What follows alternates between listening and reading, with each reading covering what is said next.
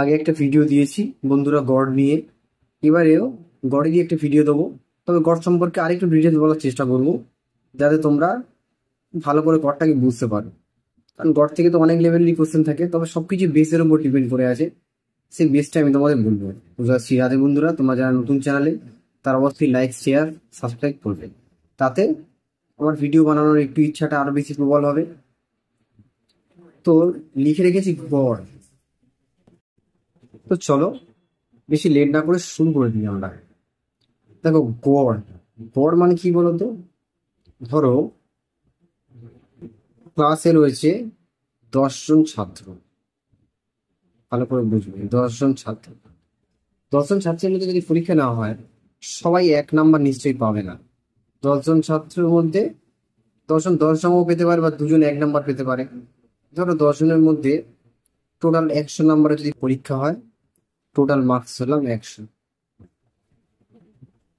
100 নাম্বারের মধ্যে প্রথম জন পেল ধরো 60, দ্বিতীয় জন পেল ধরো 70, তৃতীয় জন পেল ধরো 50, চতুর্থ জন পেল ধরো আবার 50, পঞ্চম জন পেল ধরো 25, ষষ্ঠ জন পেল 30, সপ্তম জন পেল 80, নবম জন পেল 90। 100 জনের মাথায়, এই 10 জনের মাথায় ধরো পেল আবার 60 পেল। তাহলে প্রত্যেকে আলাদা আলাদা মার্কস পেয়েছে। দেখো দেখো, A60, এর থেকে আরেকটু বেশি এ পাবে। যদি গ্রাফ হিসাবে দেখি, এ পাবে একটু কম, কেউ 4 নম্বর সমান পাচ্ছে। 25 তো একদমই কম পাবে। 30 তার থেকে একটু বেশি পেয়েছে। 80 অনেকটাই বেশি পেয়েছে। 90 তার থেকেও বেশি পেয়েছে। আর মডারেট পেয়েছে। তো তোমরা বুঝতে পারছো?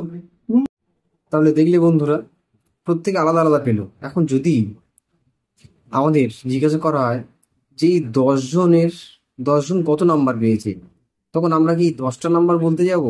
যে একজন এত পেয়েছে, দ্বিতীয় জন এত, তৃতীয় জন এত, এভাবে ইন্ডিভিজুয়ালি বলবো না। বলবো যে 10 জনের গড় এত। অর্থাৎ এই যে উঁচু নিচু নাম্বারগুলো রয়েছে, এই নাম্বারগুলোকে সমান ভাগে ভাগ করে দেবে, দিয়ে যে নাম্বারটা বেরোবে সেইটাই হলো এই 10 জনের গড়। সেটাই হলো 10 জনের গড়। তুমি যদি এখানে 60 plus 70 plus 50 plus 50 plus 25 plus 30 plus 80 plus 90 plus 60, এইগুলোকে যদি তুমি যোগ করে তুমি যে সংখ্যাটা পাবে, সেটাই 10 জনের মধ্যে ভাগ করে দেবে সমান ভাগে। কারণ এটা সমান ভাগে ভাগ করা নেই, তাই তারা কিন্তু পায়নি, কিন্তু আমরা আমাদের সুবিধার্থে সেটাকে ভাগ করে দিচ্ছি। তো এটা ভাগ করলে কত হবে? দেখো, এটাকে তোমরা হিসেব করো। সরি বন্ধুরা, এখানে অষ্টম জনের নাম্বারটা দিতে ভুলে গেছি, 8টা বাদ পড়ে গেছে। ধরো 8 নম্বর পেয়েছে 40। এটাকে টোটাল যোগ করো। টোটাল যোগ করলে হচ্ছে 60, 70, 50, 50, 25, 30, তার সঙ্গে 80, 90, 60, 40, 555।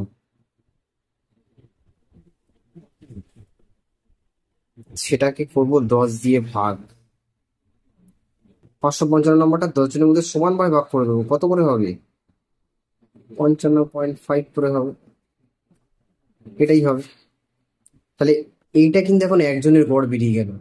এটা এখন একজনের গড়, মানে প্রতিজন 55.5 করে পাচ্ছে। এবারে তোমরা যদি টোটাল নাম্বারটা আবার ফেরত যেতে চাও, তাহলে একজন যদি 55.5 পায়, সমান সমান যেহেতু পাচ্ছে, তাহলে 10 জন কত পাবে? স্বাভাবিক। আবার তোমরা এই সামটাই পেয়ে যাবে, এই সামটাই পেয়ে যাবে। তাহলে তোমরা গড় থেকে এইভাবে টোটাল সামটাও পেয়ে যেতে পারো।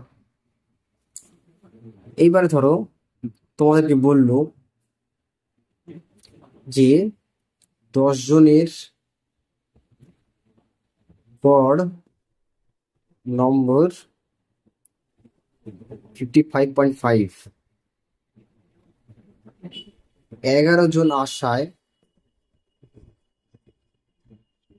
11 জন হওয়ায় গড় নম্বর বাড়লো 1.5। তাহলে এই একজন ব্যক্তি বাড়লো, তার জন্য 11 জন হলো। তাহলে 11 জনের যে একজন এলো তার নাম্বার কত হবে? How to calculate? দেখো 10 জনের ছিল তো এত, এবং একজন যোগ করার পরে হলো 1.5, মানে 11 জন। তাহলে একজন যদি পারলো কত? 11 জন। তাহলে গড়টা বেটে হয়েছে কত? ছিল হচ্ছে কি তোমার 55.5। তাহলে এবার হয়ে যাবে ওটা 56, 57। 57 গড় দাঁড়াচ্ছে, 11 জনের গড় দাঁড়াচ্ছে 57। তাহলে 11 জনের গড় যদি 57 দাঁড়ায়, তাহলে টোটাল নাম্বারটা কত হবে বলতো বন্ধুরা? আমরা কি জানি? তাহলে 11 দিয়ে এবার এটাকে গুণ করবো, গুণ করলে টোটালে আমরা পৌঁছে যাবো। তাহলে তাহলে এটা যখন বাড়ছে, তাহলে 11 জনের আমরা টোটাল কত পাচ্ছি? 57, 570, 627, 627 নাম্বার আমাদের টোটাল হবে। দেখো টোটাল ছিল আগে 550 10 জনের, এখন 11 জনের মিলে হচ্ছে এত। তাহলে কত নাম্বার বাড়লো বলতো একজনের জন্য?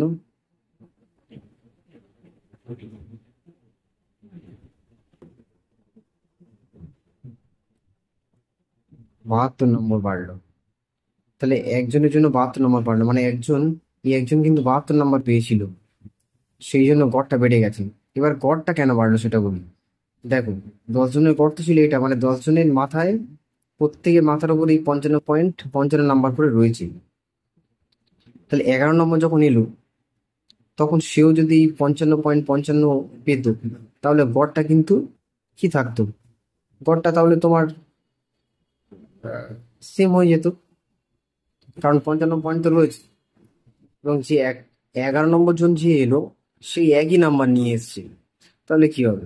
এর সঙ্গে যদি ওই তুমি 55.5 যোগ করো, তাকে আবার 11 দিয়ে ভাগ করবে, এই একই জিনিস পেয়ে যাবে। গড়টা বাড়ছে কেন? কারণ এই গড়, অর্থাৎ প্রত্যেকে এই নাম্বারটা পেয়েছে, এর থেকে সে বেশি পেয়েছে। কত বেশি পেয়েছে? 55.5 থেকে তুমি যদি 72 বাদ দাও, হয়ে যাবে 16.5। এই নাম্বারটা বেশি পেয়েছে, আর যে নাম্বারটা বেশি থাকে গড়ের থেকে, সেটা সকলের মধ্যে আবার ভাগ হয়ে যায়। এই নাম্বারটা সকলের মধ্যে ভাগ হয়ে গেছে, তাই এই নাম্বারটা সকলের মধ্যে 11 জনের মধ্যে ভাগ হয়ে গেছে। দেখো ভাগ করে দেখো, ভাগ করে দেখলে তুমি পাবে এই 1.5ই পাবে। তাহলে দেখো প্রত্যেকের মাথার উপর 1.5 বাড়লো। তাহলে বাড়লো কেন? কারণ 1.5 করে 11 জনের বেড়েছে, কারণ এটা সকলের মধ্যে ভাগ হয়ে গেছে, সে এই নাম্বারটা সকলের মধ্যে বেড়েছে, সেই জন্য গড়টা বেড়েছে। এটাই হচ্ছে ব্যাপার। এই গড় যদি তুমি সেম রাখতে চাও, তাহলে ওকে 55.5 নাম্বারই আবার পেতে হবে। পেলে তুমি সেটা আবার যোগ করে দেখো তোমার সেম হচ্ছে কিনা। দেখো 55.5 ছিল, 11 নম্বর জন্য পেলো 55.5। তাহলে এটাকে তুমি যোগ করো, দেখো তো কত। আচ্ছা সরি সরি সরি, গড় নাম্বারটা নয়, তুমি মোট নাম্বার, কারণ ও তো এই নাম্বারটা পেয়েছে, নাম্বারের সাথে নাম্বারের যোগ হবে, গড়ের নয়। এর সাথে 55.5 নাম্বারটা ধরো পেলো 11 নম্বর জন্য, তাহলে কত হবে?